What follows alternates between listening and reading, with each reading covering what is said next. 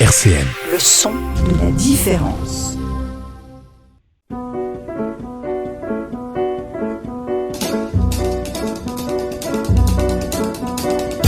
Dialectique sur RCN, Lionel Courchinou.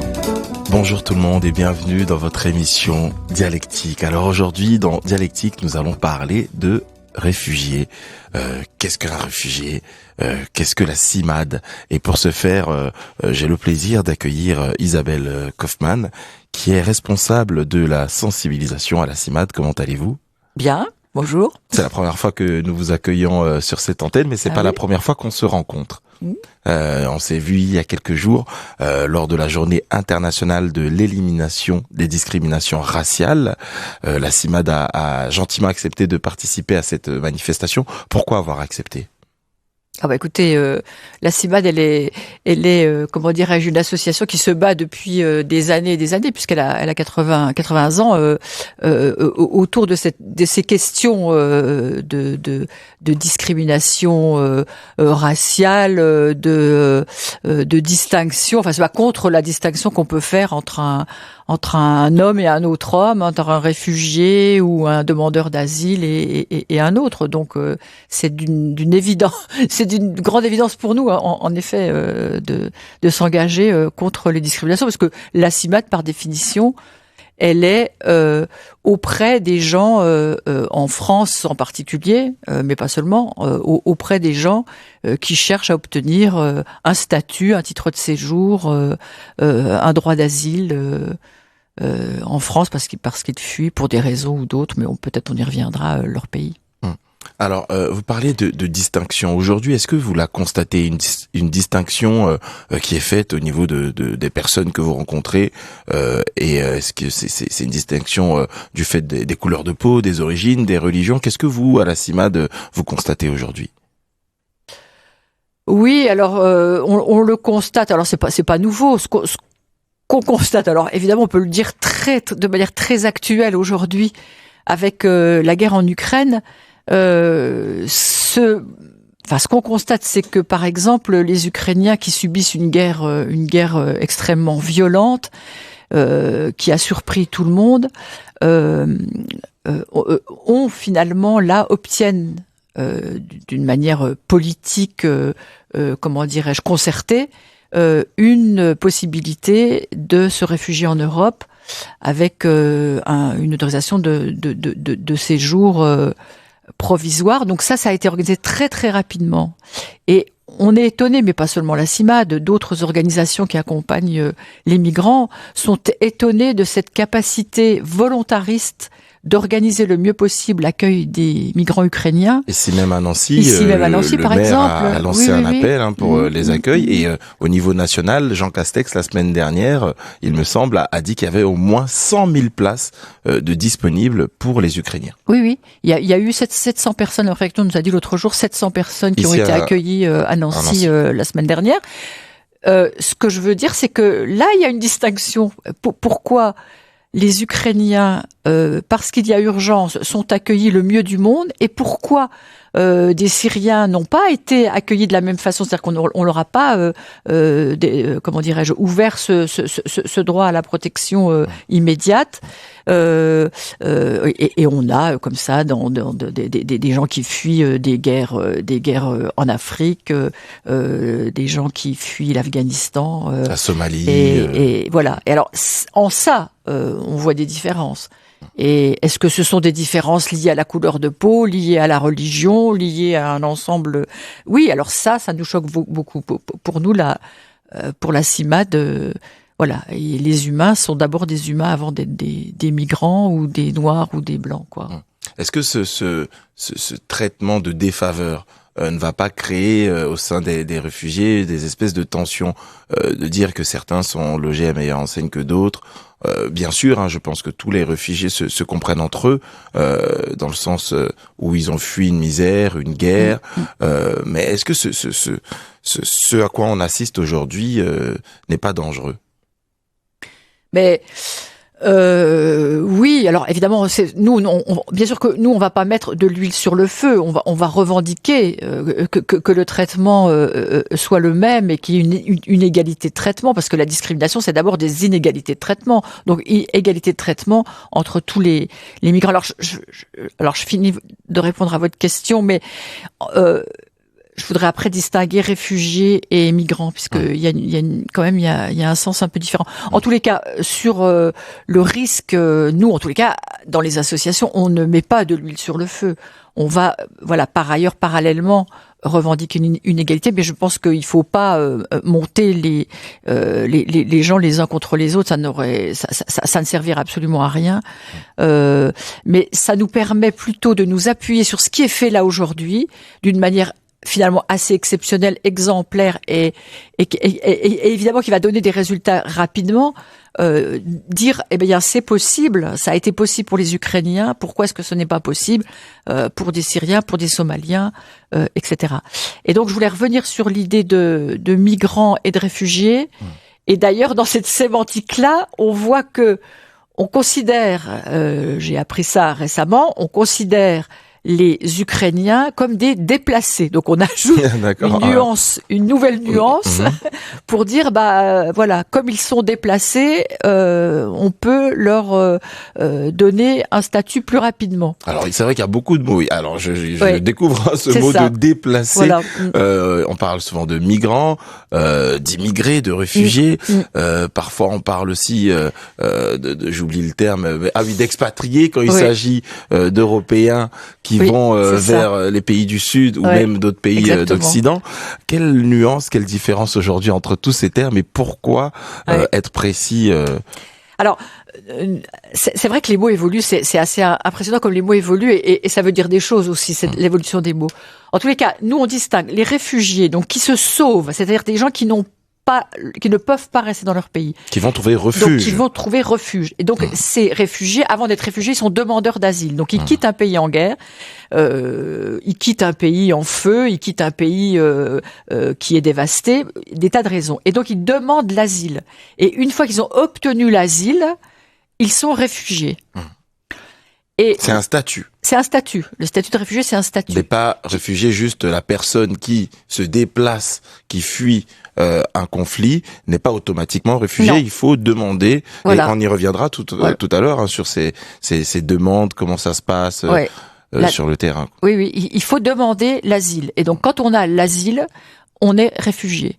Par ailleurs, des gens quittent leur pays, qui n'est pas en guerre, mais soit un pays pauvre, soit après aussi on stigmatise. Donc là, on les appelle des migrants, des gens qui choisissent d'aller dans un pays. Mais ils peuvent le choisir par amour, ils peuvent le choisir pour que, considérant que leurs enfants auront une meilleure éducation dans un autre pays, ils peuvent le choisir pour le travail. Enfin, il y a 1000 raisons de quitter son pays pour aller vers un autre. Et ce choix-là, du coup, cette catégorie, en quelque sorte, on dit ce sont des migrants. Ils migrent. Alors là aussi, on voit l'évolution parce qu'il y a une époque où on parlait des émigrés. Les émigrés, c'était ceux donc qui partaient d'un pays. Les immigrés, c'est ceux qui étaient chez nous, qui étaient à l'intérieur et qui étaient immigrés. Ce qu'on dit sur le mot migrant, c'est un peu que c'est une régression, parce que le migrant, dans cette façon de dire migrant, on a l'impression qu'il va tout le temps bouger. Il est constamment déplacé, exactement. Il est en train de migrer. Voilà, c'est finalement, ça donne un statut précaire finalement, en tous les cas dans. On ne sédentarise pas aussi ça, les personnes, donc ça, peut-être que là aussi le rôle des mots est important, dans le sens où on ne donne pas de place fixe à ces personnes. Si on parle en termes de migrants. Comme s'il y avait sans cesse un mouvement à accomplir. Ou que les personnes n'aient pas vocation à rester sur le territoire. Et moi, je pense que, en tous les cas, c'est une forme de régression d'avoir évolué, d'immigrer à migrant.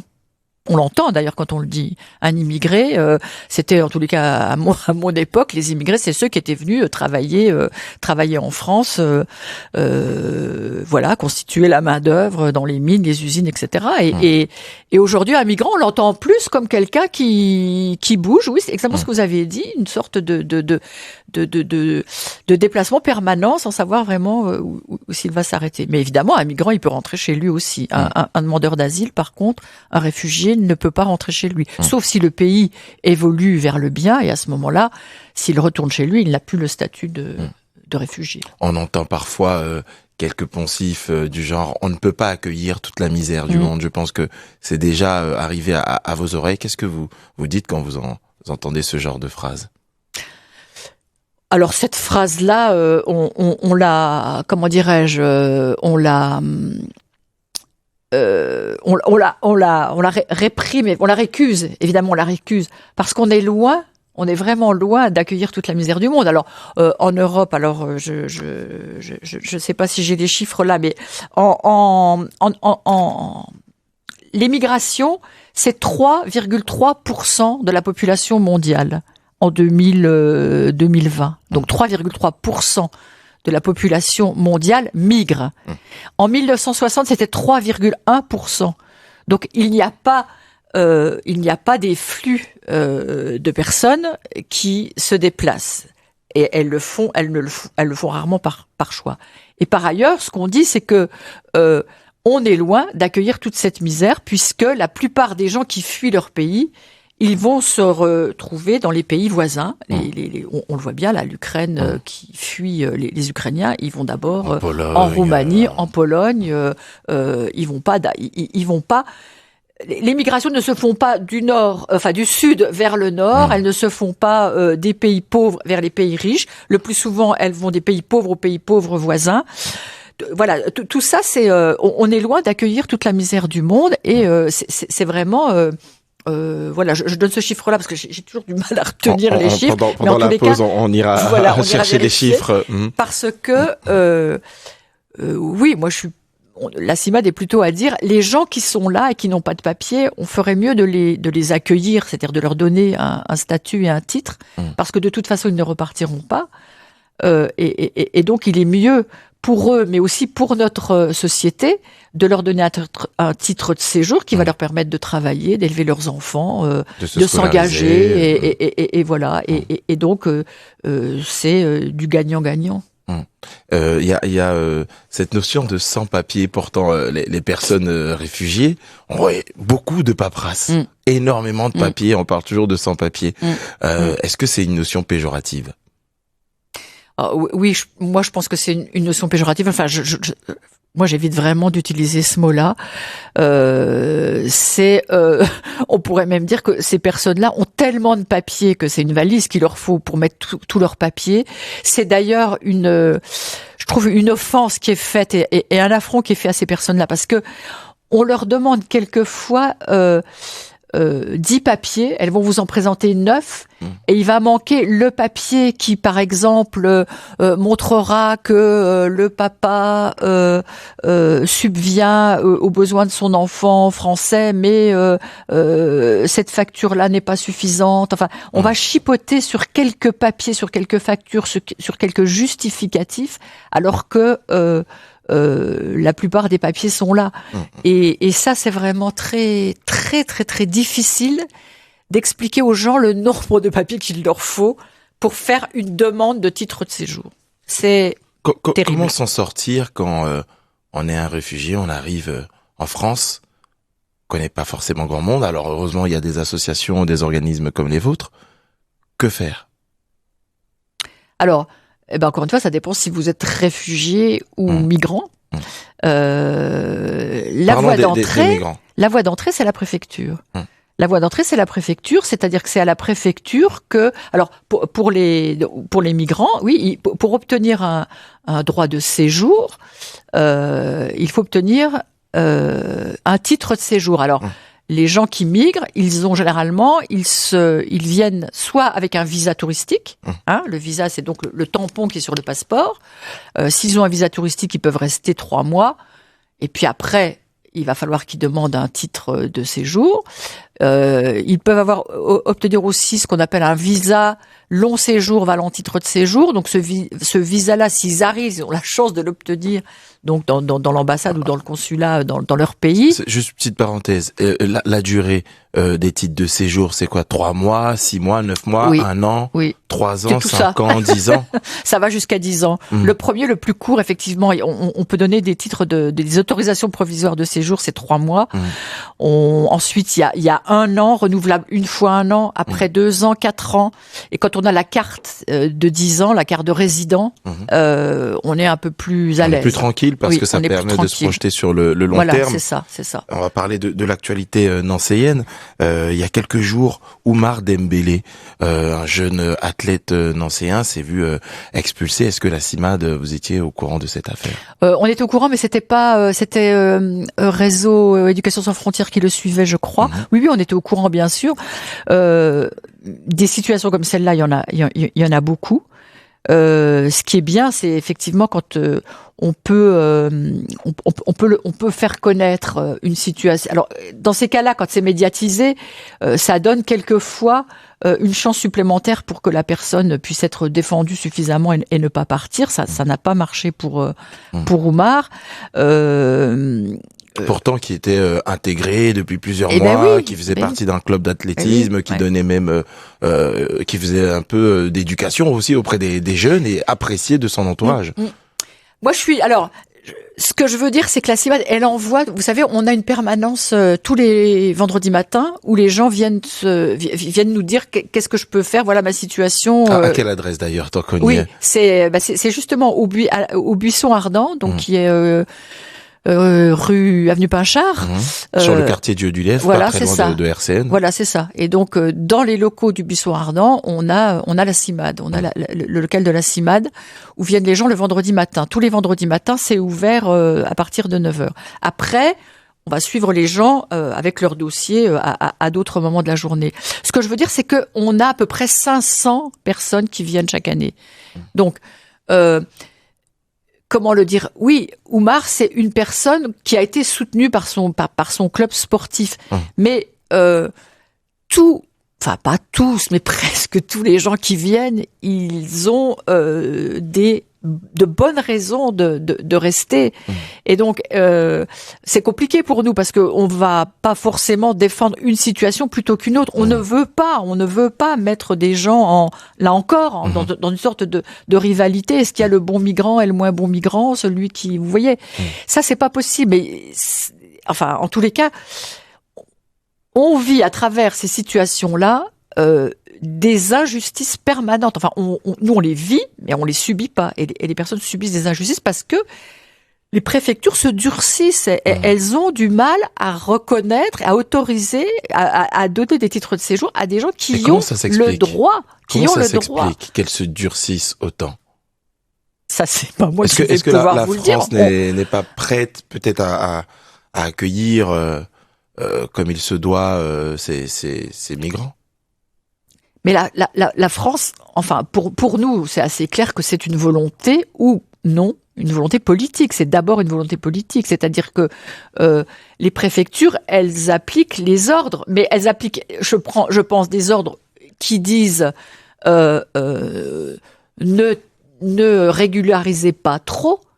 Pourtant, dans ceux qu'on ne régularise pas, il y a des personnes qui, de droit, doivent obtenir ces papiers. Enfin, moi, je peux prendre 1000 exemples. Une maman qui a un enfant français, de papa français, on va soupçonner que ce n'est pas vraiment le papa, alors qu'il y a un acte de naissance, une déclaration à la maternité.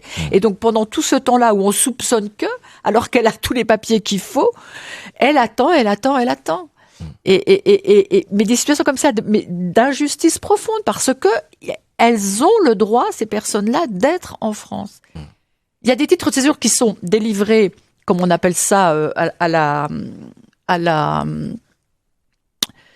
à la volonté du préfet, mais il y a des titres qui sont de droit. Dans le droit des étrangers, ils ont, dans de nombreux cas, pour soins, parce que conjoints de français, parce que ils ont une promesse d'embauche. Enfin, il y a plein de raisons pour lesquelles on doit pouvoir leur accorder un titre de séjour. Où ils sont acceptés dans une université, une école. Oui. Et il y a aussi même la Déclaration des droits de l'homme qui dit qu'on ne peut pas laisser quelqu'un en danger, qui est en danger de mort dans son pays. On doit l'accueillir normalement. Donc la France a été condamnée déjà plusieurs fois. 6 fois. Ah oui, plusieurs fois. Assez récemment, dans ces dernières années. Oui, absolument. Alors là, on est de nouveau sur les réfugiés. Et sur les réfugiés, oui, on se doit c'est le droit international de protection des gens, des personnes en danger.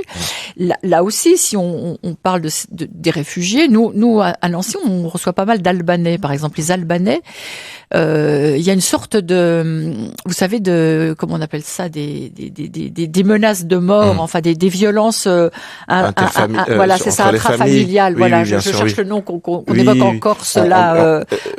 Oui, je vois. Des vendettas, voilà. Vendettas, des sortes de vendettas en Albanie, il y en a et les gens, ils viennent mais parce qu'ils risquent leur vie.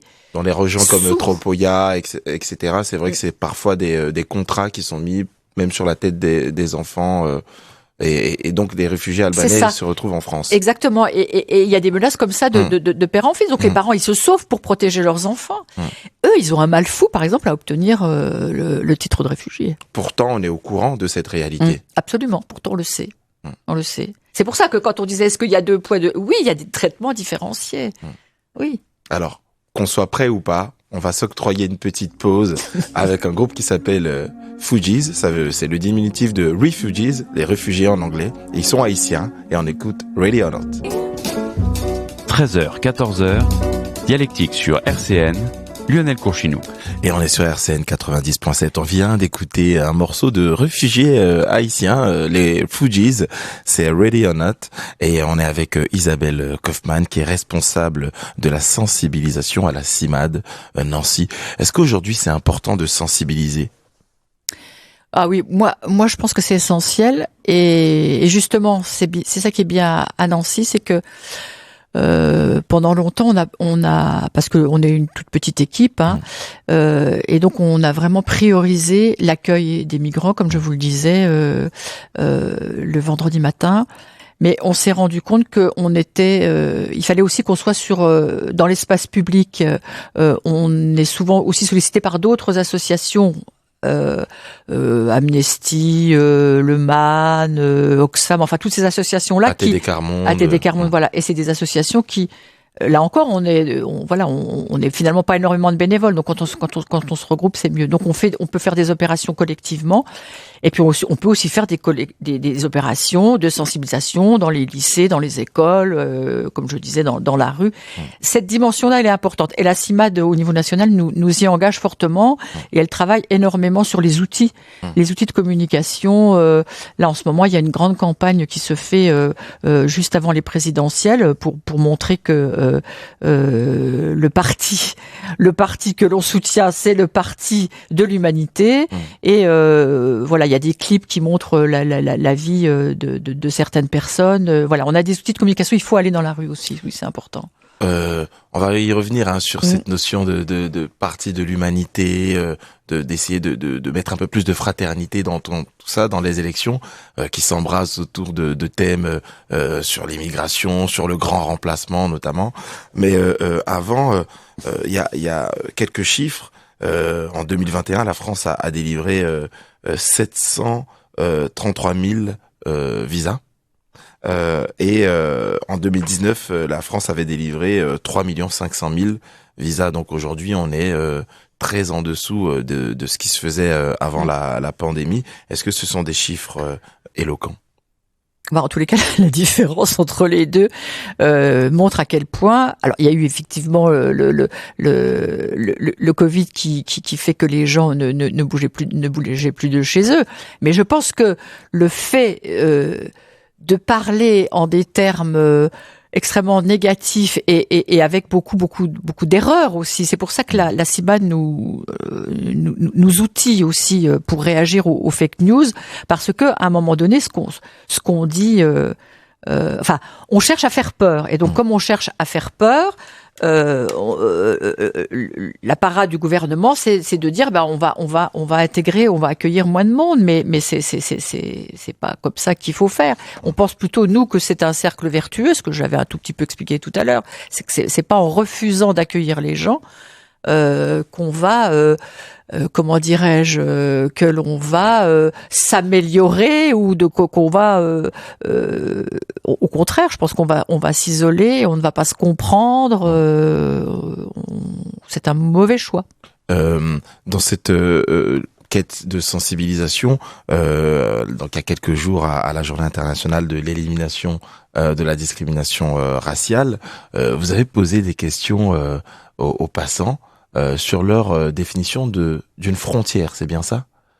Oui, c'est un dispositif qu'on appelle le porteur de parole. Et donc on pose une question, on écrit une question sur un panneau, et puis on se promène avec cette question. Et cette question, elle était: pour vous, c'est quoi une frontière?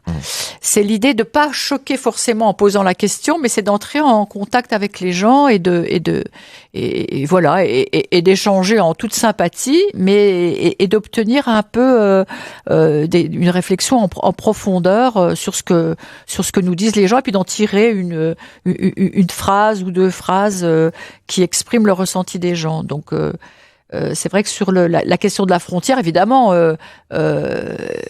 elle est comment dirais-je, dans le retour qu'on a eu, enfin dans les échanges qu'on a eu, il y avait vraiment beaucoup de réponses pour dire, mais les frontières, elles sont d'abord dans nos têtes, en fait. Et c'est beaucoup de gens nous ont parlé des frontières de nos têtes, des frontières mentales, davantage que des frontières réelles. Et alors aussi, on s'est rendu compte que les jeunes, par exemple, il y a pas mal de jeunes qui sont venus parler avec nous. Pour eux, la frontière, ils la vivent pas, parce que l'Europe, elle est sans frontières. Et eux ne la voient pas comme, par exemple, ma génération la voyait quand on passait une frontière, même pour aller en Allemagne, il fallait donner nos papiers. Bon, en tous les cas, la frontière, le mot frontière a peut-être évolué en 60 ans. Ce qui n'a pas du tout évolué, si on parle des frontières, c'est l'espace Schengen est un espace de libre circulation. Normalement des personnes aussi et des biens, mais c'est davantage la libre circulation des biens que des personnes. Mais l'espace Schengen, il est aussi protégé avec des murs, avec Frontex, qui est une sorte. Alors moi je dis une armée, on dit que c'est pas une armée, mais ça ressemble quand même à, en tous les cas, des policiers qui protègent les frontières, et des murs sont érigés et des barbelés sont mis à ces frontières-là. Donc les murs, les frontières, elles sont partout. C'est vrai que les gens nous ont répondu. Par exemple, il y a quelqu'un qui dit, vous savez, les frontières, les territoires, ça existe même dans la nature, même chez les animaux. Alors quelqu'un disait, les rouges-gorges, ils ont un territoire, mais ils n'ont pas de frontières. Alors donc il y a une notion de territoire, de frontières. Aujourd'hui, on peut pas être apatride. Si, il y a quelques personnes qui sont apatrides. On en reçoit. Alors je saurais pas bien rentrer dans les détails, mais il y a des personnes qui sont apatrides, par exemple, autour de la Palestine, des pays comme ça où des gens n'habitent pas là où ils sont nés. Enfin, je suis pas très forte là-dessus, mais j'en ai vu déjà des apatrides. Il y en a. Il y en a. Je suis désolée, je suis pas assez bonne là-dessus, mais il y en a.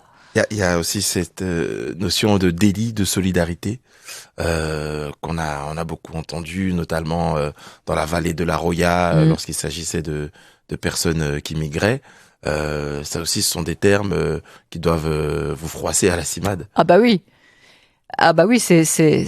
Non mais enfin, je sais pas si on se rend très bien compte des reculs, des reculs de notre société ou de ceux qui font la politique. Accueillir quelqu'un, enfin ils ont perdu. Hein, le délit a été comme rejeté, mais c'est quand même terrible de se dire que on ne peut pas héberger quelqu'un, on ne peut pas lui donner à manger. Au risque d'être condamné comme Cédric en Héroux. prison. Mais oui, mais enfin c'est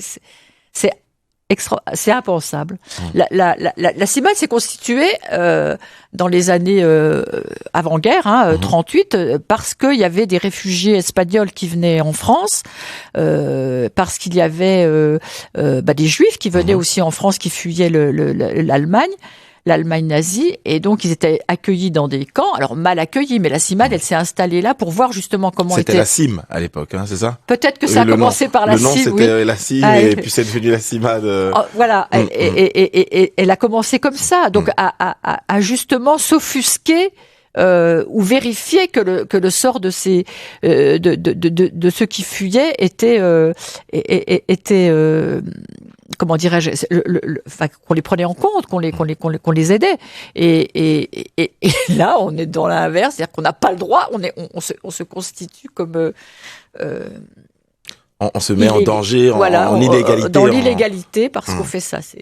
Et même si, imaginons, vous voulez aller aider des personnes dans la jungle de Calais, ça aussi, ce serait vu un peu comme un délit de solidarité, même si le terme n'est plus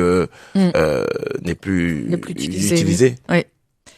De toute façon, nous, en tous les cas, à la CIMAD, on est partout où sont les gens. Donc, on ne se posera pas la question de savoir si c'est légal ou pas. Par exemple, si on parle il y a la jungle de Calais, enfin, il y avait les centres de rétention, par exemple. Là encore, les centres de rétention sont des lieux où on met les migrants avant qu'ils ne repartent chez eux, ou parce que on a découvert qu'ils n'avaient pas de papier. Mais et on augmente le délai pendant lequel ils peuvent rester. Il y avait 30 jours, maintenant c'est 90 jours. Ils peuvent rester jusqu'à 90 jours. On multiplie les centres de rétention. Donc on met là des gens dans des sortes de prisons, on les met là avec des enfants, alors que les enfants n'ont pas le droit d'être enfermés. Là encore, la CIMAD, elle est dans certains centres de rétention, elle est là pour regarder comment ça se passe et pour dénoncer. On n'est pas là pour cautionner, on est là pour dénoncer. Ça, c'est aussi une infamie. Les centres de rétention, c'est un scandale. C'est vraiment un scandale. Il y a autre chose à faire que ils n'ont commis aucun crime, ils n'ont commis aucun délit. Ils ont juste fuyé et ils sont considérés comme des prisonniers. Il y a des injustices qui sont quand même énormes.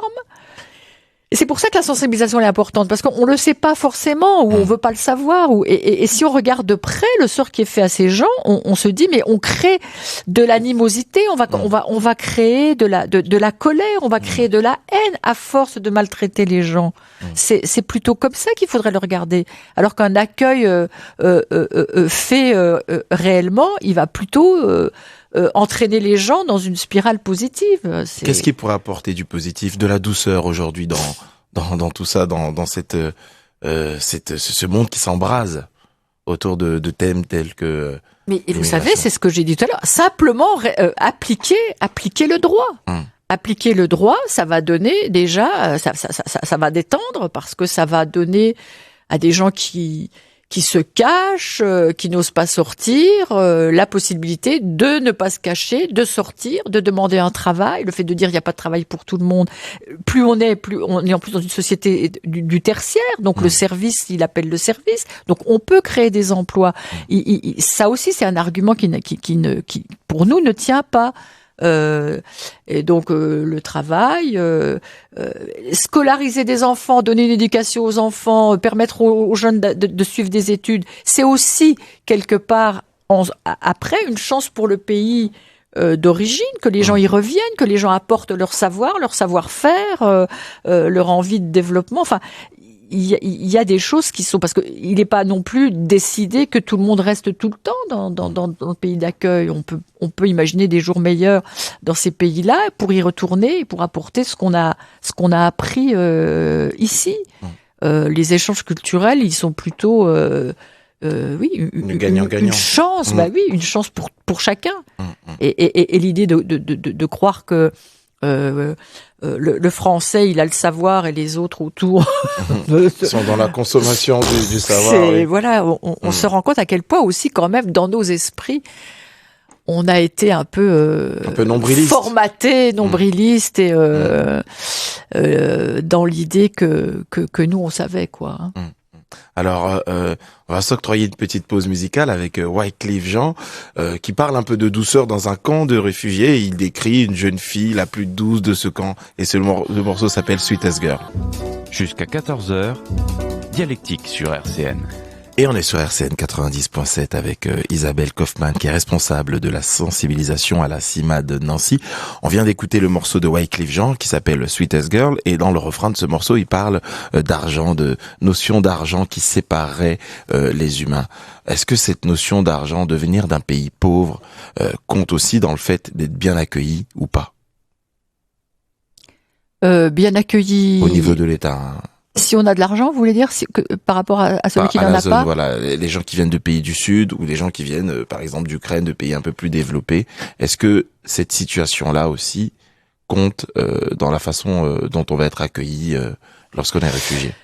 En tout cas, pour la CIMAD, c'est un peu difficile à répondre à votre question parce que je pense que nous, ceux qu'on voit, c'est plutôt ceux qui ont effectivement oui, aussi des difficultés financières, parce qu'à un moment donné, on sait que les gens ils viennent avec leurs économies, avec l'argent qu'ils ont mis de côté, ou bien aussi on a des familles qui se cotisent pour qu'il y en ait un qui vienne, comment dirais-je, un peu en éclaireur. Mais dans les personnes qu'on rencontre et les permanences que l'on tient, les gens sont plutôt assez pauvres d'une manière générale, et du coup je saurais pas trop dire. Ce qu'il y a de sûr, c'est que les gens viennent pour avoir une vie meilleure et donc pour essayer d'obtenir avec leur diplôme un travail qui sera mieux rémunéré en France. Ça c'est vrai. Enfin, comme je le disais aussi tout à l'heure, il y a tellement de raisons pour lesquelles on migre. Que oui, l'argent, le besoin d'avoir à la fois un toit. Vous savez, une fois, j'avais une dame assez âgée qui venait du Cameroun, je crois, qui est venue en France pour aider sa fille, et puis elle est restée, et sa fille n'avait plus vraiment besoin d'elle, mais elle m'a dit, je ne peux pas repartir parce que en Afrique, je ne suis même pas sûre d'avoir un toit sur ma tête, alors qu'en France, j'ai de toute façon un toit sur ma tête, j'ai de toute façon les restos du cœur. En fait, c'est fou, on s'en rend pas bien compte, mais c'est quand même plus facile de vivre en France, même que dans certains pays très pauvres. Mais aussi, on se rend compte que les pays en voie de développement, d'abord les gens vont partir pour avoir un statut plus, comment dirais-je, plus décent, mais il y a une sorte de courbe de la migration qui montre qu'après ils reviennent dans leur pays. Et ils aident leur pays à progresser. Ça va carrément à l'encontre de théories comme celle promue par Renaud Camus, celle du grand remplacement, qui est reprise aujourd'hui par beaucoup de politiciens et qui est sur la table des débats lors de cette élection. Moi je pense que c'est de la manipulation. Enfin, c'est de la manipulation mentale. Oui, les migrants, on a vu, ils peuvent retourner chez eux, ils retourneront si leurs pays sont développés. Mais le discours qui dit on va leur donner de l'argent pour les aider dans leur pays, et comme ça ils ne viendront pas, ça ne marche pas. Comment dirais-je, le recul que l'on a montre que voilà, d'abord les plus, en tous les cas, pas les plus pauvres, c'est pas les plus pauvres qui migrent, mais au-dessus, disons, une classe moyenne va migrer, mais elle reviendra. D'abord, elle enrichit son pays puisqu'elle va aider le pays. Elle va, on sait bien qu'il y a beaucoup de gens qui versent de l'argent, qui versent de l'argent et dans des proportions vraiment très très importantes. Donc, d'abord, ils aident leur pays via le fait qu'ils travaillent ici, puis ensuite, ils vont retourner dans leur pays. Et donc ça, c'est la réalité. C'est pas les théories dont on nous parle en ce moment sont purs mensonges. On sait aussi que voilà le fait de comment dirais-je de s'éduquer, d'échanger avec d'autres, de s'élever fait que oui, à un moment donné, peut-être les religions seront moins pesantes sur la vie des gens. Peut-être que, enfin voilà, tout ça aide à s'élever, à se comment dirais-je, oui, enfin c'est pas le mot éduquer que je veux dire, mais vous voyez, à échanger aussi dans les cultures, à voir les choses autrement. Moi, enfin évidemment, nous on s'oppose totalement à ces discours de haine, de creuser des différences, alors que les différences doivent être une richesse, au contraire. Alors, Isabelle Kaufmann, un mot de la fin pour conclure cette émission. Oh, un mot de la fin. Écoutez, moi en tous les cas, j'ai de vraies convictions et donc je les fais partager, parce que quelque part, on ne reconnaît plus notre pays, quoi. Comment on reconnaît un pays où il y a 2-3 personnes qui représentent l'extrême droite, alors qu'on nous dit qu'on est dans le pays des droits de l'homme et dans les pays de l'accueil. Donc je ne reconnais France, terre d'accueil. Je ne reconnais pas bien mon pays, mais j'ai bien la conviction qu'il ne restera pas dans cet état d'obscurantisme longtemps. Et en parlant d'obscurantisme, on va terminer cette émission avec un morceau de Kerry James qui s'appelle Marianne, où il imagine un cauchemar où ces personnes d'extrême droite passeraient au pouvoir et tout l'obscurantisme qui pourrait jaillir de cette élection. Je vous souhaite une bonne semaine. Merci beaucoup de nous avoir suivis aujourd'hui et on se retrouve très vite sur RCN 90.7. RCN, www.rcn-radio.org